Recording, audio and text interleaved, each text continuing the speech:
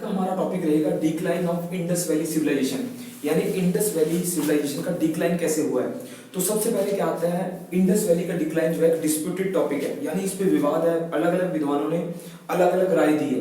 तो मुख्यतः इसमें दो व्यू है। पहला व्यू आता है कि इंडस वैली का जो डिक्लाइन हुआ है वो सडन हुआ है, यानी सडन डिक्लाइन, अचानक से पतन हुआ है। तो कुछ विद्वान जो है वो कहते हैं अचानक पतन हुआ है, सडन डिक्लाइन हुआ है।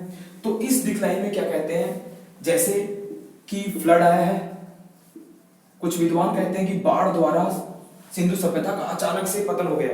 तो उन्होंने हड़प्पा में, मोहनजोदड़ो में बाढ़ के, फ्लड के एविडेंस कलेक्ट किए। उन एविडेंस से कहा कि अचानक से सिंधु सभ्यता में कहीं बाढ़ आई होगी और बाढ़ के कारण सिंधु सभ्यता जो है डिक्लाइन करके अचानक से उसका अंत हो गया।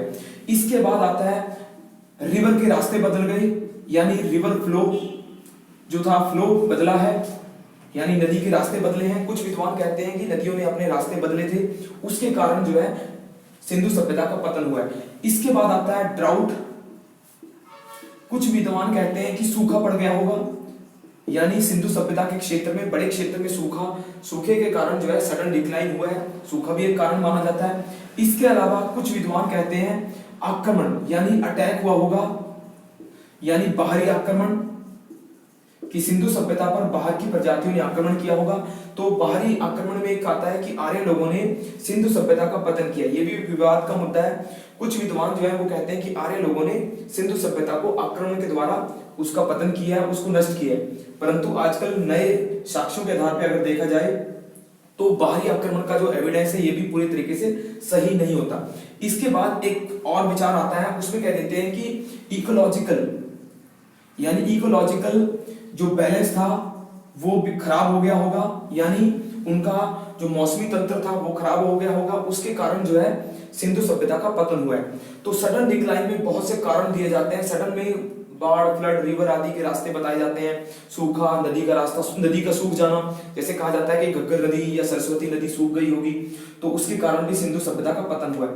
तो पहली थ्योरी कहती है कि सिंधु सभ्यता का सडन डिक्लाइन हुआ है। तो सडन डिक्लाइन देख लिया। तो सडन डिक्लाइन में क्या है, एविडेंस, यानी एविडेंस हमें नहीं मिल पाते जो एविडेंस ये सिद्ध करे कि इतने बड़े क्षेत्र में सिंधु सभ्यता जो है कैसे पतन हो गया।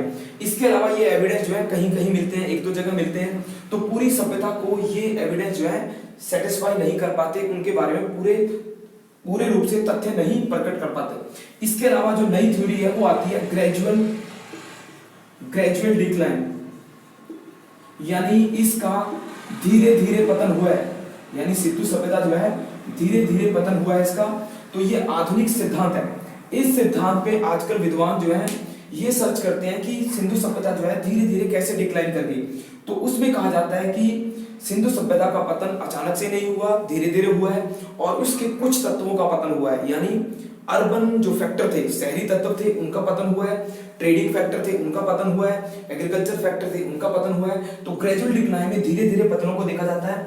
साथ में इसमें कॉन्टिन्यूअस कल्चर की बात कही जाती है, यानी सिंधु सभ्यता एक निरंतर सभ्यता थी, उसके निरंतरता के तत्व देखे जाते हैं कि सिंधु सभ्यता में सिर्फ शहरी तत्व खत्म हुए हैं, यानी पूरी सभ्यता का नष्ट नहीं हुई थी, लोग सुरक्षित थे, उनका कल्चर सुरक्षित था, कल्चर बाद में भी कंटिन्यूस रहा है। तो आज हम ग्रेजुअल डिक्लाइन के बारे में थोड़ा चर्चा करेंगे।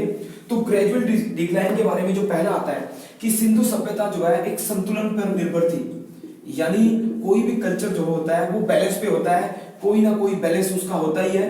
तो सिंधु सभ्यता का बैलेंस था उसकी एग्रीकल्चर, यानी कृषि, एग्रीकल्चर थी, ठीक है जी। इसके अलावा उसका सेकंड बैलेंस था ट्रेड, व्यापार, यानी वो गांव से शहरों, शहरों से दूसरे शहरों और शहरों से विदेशों तक व्यापार करते थे, व्यापार से उनको इनकम होती थी। और तीसरा उनका संतुलन था अर्बन सेंटर्स, यानी अर्बनाइजेशन, शहरीकरण। तो एग्रीकल्चर, ट्रेड और अर्बनाइजेशन ने उनको जोड़ रखा था।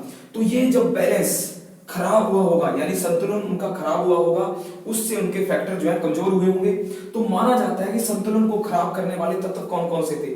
संतुलन को फ्लड ने, सूखे ने, रिवर ने, नदियों ने, इकोलॉजिकल बैलेंस ने, इन सभी चीजों ने उसको प्रभावित किया होगा। यानी जो फैक्टर हमने पहले देखे थे कि फ्लड आया था, नदी ने रास्ता बदला है, सूखा आ गया, तो उन फैक्टरों ने संतुलन को प्रभावित किया है। जो इंडस वैली का अर्बन सेंटर थे, अर्बन बैलेंस था, उसको प्रभावित किया, उसके व्यापार को, उसकी कृषि को, उसकी प्रोडक्टिविटी को।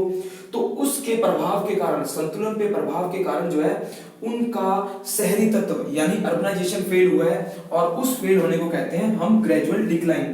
तो यानी जब एग्रीकल्चर फेल हुई, ट्रेडिंग फेल हुई और अर्बन सेंटर फेल हुए, तो सभ्यता जो है धीरे धीरे डिक्लाइन करने लगी, यानी सभ्यता का स्लो डिक्लाइन होने लगा। इस स्लो डिक्लाइन में क्या होता है, लोग जो है अर्बन सेंटर्स को छोड़कर, यानी शहरों को छोड़कर वो विलेज में चले जाते हैं, यानी गांव उस समय चलने लगे थे, गांव में ज्यादा समृद्धि हो गई, तो एग्रीकल्चर चल रही है उनकी, अर्बन सेंटर में ट्रेडिंग फेल हो गई, खेती बाड़ी चल रही थी, और गांवों का बढ़ना। तो एविडेंस मिलते हैं कि पूर्वी भारत की तरफ, यानी पंजाब की तरफ, राजस्थान की तरफ, यूपी की तरफ उनके गांवों की संख्या बढ़ने लगी, यानी पश्चिमी क्षेत्र सूख गया, उसके बाद पूर्वी क्षेत्रों की तरफ, गांवों की तरफ वो चल दिए, और उन्होंने अपनी एग्रीकल्चर टेक्नोलॉजी का प्रयोग जो है पूर्वी क्षेत्रों में किया है। इसके अलावा इनका व्यापार अगर कम हो गया था, अंतरराष्ट्रीय व्यापार कम हो गया था, तो इन्होंने अपने लोकल फैक्टर, यानी ये लोकलाइजेशन पे आ गए। सिंधु सभ्यता जो है क्षेत्रीकरण की प्रवृत्ति रखने लगी थी, तो इस काल में बड़े जो अंतरराष्ट्रीय व्यापार था वो बंद हो गया, उनका क्षेत्रीय जो संपर्क थे वो बढ़ गए, तो क्षेत्रीय संपर्कों के कारण उस सभ्यता ने अपनी कंटिन्यूटी रखी है। इसके अलावा सिंधु सभ्यता में ग्रामीण बस्तियां बढ़ गई, विलेज बढ़ गए, पूर्वी क्षेत्र में बढ़ गए। इसके अलावा सिंधु सभ्यता जो है धीरे धीरे डिक्लाइन कर गई, उसके जो फैक्टर थे, यानी प्लानिंग, अर्बन सेंटर्स, उनकी आर्ट, कल्चर, उनका सैनिटेशन सिस्टम, उनका सीवरेज सिस्टम, ये सारी जो चीजें थी ये समाप्त होने लगी। और जब उनकी शहरी तत्व, जो उनकी अच्छे तत्व थे, प्लानिंग थी, वो तत्व जब उनके खत्म हो गए, तो सभ्यता जो है एक विलेज कल्चर के रूप में, यानी एक विलेज सिविलाइजेशन जो है उसके रूप में प्रकट होती है, यानी एक अर्बन सिविलाइजेशन दोबारा से फिर विलेज कल्चर में कन्वर्ट हो गई। तो इसके पीछे मेन फैक्टर आता है ये बैलेंस, यानी बैलेंस ने उनके प्रभाव डाला और उनका धीरे धीरे डिक्लाइन हुआ है।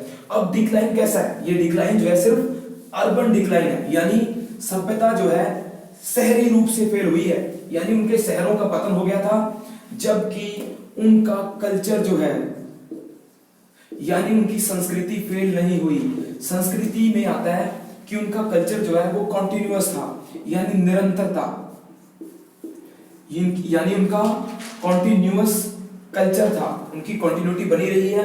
तो आज भी हम सिंधु सभ्यता के कई कल्चर के जो फैक्टर हैं वो देखते हैं, जैसे उनका धर्म हमें, जैसे पाशुपति शिव की पूजा करते थे वो आज भी हमें दिखाई देती है, पेड़ पूजा करते थे वो भी आज हमें दिखाई देती है, योग वो करते थे, योग की कॉन्टिन्यूटी भी दिखाई देती है, यानी उनकी संस्कृति आज भी भारतीय संस्कृति में मिश्रित हो चुकी है। तो भारतीय संस्कृति के निर्माण में सिंधु सभ्यता ने योगदान दिया होगा। तो हम एक तरीके से मानते हैं कि सिंधु सभ्यता का पतन हुआ है, वो पतन जो है अर्बन का था, सिविलाइजेशन का था, जबकि उनके संस्कृति का पतन नहीं हुआ। संस्कृति लगातार निरंतर रही है और ये संस्कृति आज भी भारतीय संस्कृति में मिक्स हो चुकी है। तो सिंधु सभ्यता का पतन जो है 1700 बीसी के बाद की घटना मानी जाती है, और ये बाद में धीरे धीरे हुआ है, यानी इस सभ्यता का पतन जो है बाद के काल में धीरे धीरे हुआ, और बाद के काल में नई संस्कृतियां जो आई, जैसे 1500 बीसी में वैदिक कल्चर आया था।